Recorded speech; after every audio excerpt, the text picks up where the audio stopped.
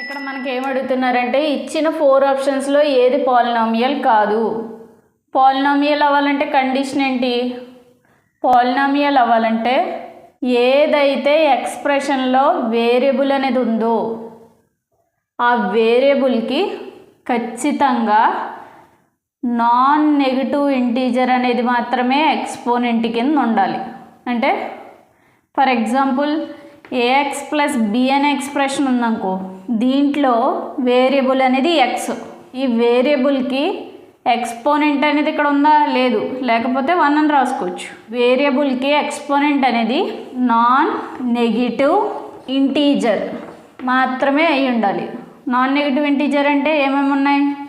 Z equals to అసలు integers అంటే 0, 1, 2, 3 and so on, -1, -2, -3 and so on. అంటే 0 all positive values, all negative values ఉంటాయి ఇంటీజర్కి. ఇక్కడ non negative integer అన్నాడు అంటే ఈ ఇంటీజర్స్ అనేవి రావు. ఏ వాల్యూస్ వస్తాయి? ఈ వాల్యూస్ వస్తాయి. ఈ వాల్యూస్ అనేవి మనకి ఇచ్చిన ఎక్స్ప్రెషన్లో వేరియబుల్ అనేది కలిగి ఉంటే దాన్నే మనం ఏమంటామంటే పాలినామియల్. సో దీన్ని బేస్ చేసుకుని మనం ఒక్కొక్క ఆప్షన్ అనేది చెక్ చేద్దాం. ఫస్ట్ ఆప్షన్ ఏమి ఇచ్చారు? 2x + 5 అనేది ఇచ్చారు. దీంట్లో వేరియబుల్ ఏది? ఎక్స్ అనేది. దీనికి పవర్ ఎంత? 1. ఇది నాన్ నెగిటివ్ ఇంటీజరే కదా, అంటే ఈ వాల్యూస్లో ఒకటే కదా. సో ఇది పాలినామియల్ అవుతుంది కాబట్టి ఆన్సర్ ఇది కాదు. నెక్స్ట్ రెండోది ఏంటి?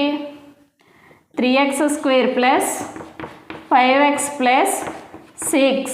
ఈ ఈక్వేషన్లో వేరియబుల్స్ ఏవి? ఎక్స్ ఉన్న టర్మ్స్ అన్నీ వేరియబుల్స్. అంటే ఇది వేరియబుల్, ఇది వేరియబుల్. ఈ వేరియబుల్కి ఎక్స్పోనెంట్ వాల్యూ ఎంత ఉంది? 2 ఉంది. అంటే ఇది నాన్ నెగిటివ్ ఇంటీజర్. దీనికి ఎంత ఉంది? 1 ఉంది. అంటే ఇది కూడా నాన్ నెగిటివ్ ఇంటీజర్. ఇంకేమన్నా ఉన్నాయా? ఇంకేం లేవు. కాన్స్టెంట్ టర్మ్ ఉంది. సో ఇది కూడా పాలినామియలే. థర్డ్ ఆప్షన్ చూద్దాం. థర్డ్ ఆప్షన్ ఏమి ఇచ్చారు? 1/x - 1. దీన్ని ఎలా రాసుకోవచ్చు? ఇది ఏ ఫార్ములాలో ఉంది? A 1 = 1/a అనే ఫార్ములాలో ఉంది. దీన్ని బేస్ చేసుకుని ఇదేమో ఏ ఫార్ములా ఉంది? 1/a అనే ఫార్ములాలో ఉంది. ఇది దేనికి ఈక్వల్ అవుతుంది? A 1కి. అంటే x - 1 హోల్ ఇన్వర్స్. అంటే ఇక్కడ ఏ వాల్యూ వచ్చింది? వేరియబుల్కి ఏ వాల్యూ వస్తుంది? -1. -1 అంటే నాన్ నెగిటివ్ ఇంటీజరా? కాదు, ఇది నెగిటివ్ ఇంటీజర్లోకి వస్తుంది. అంటే ఈ వాల్యూస్లోకి వస్తుంది.